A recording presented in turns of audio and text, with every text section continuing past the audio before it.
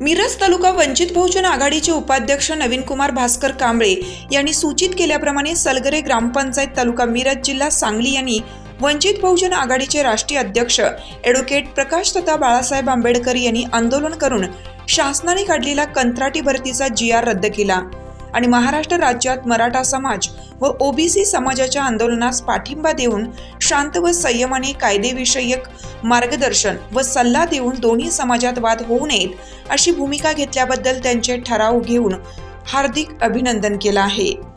आदरणीय बाळासाहेब आंबेडकर यांचा अभिनंदनाचा ठराव करणारी ग्रामपंचायत सलगरे तालुका मिरज जिल्हा सांगली ही महाराष्ट्र राज्यातील पहिली ग्रामपंचायत ठरली आहे। हिरकणी न्यूज करिता जयवंत पिसाळ, मिरज।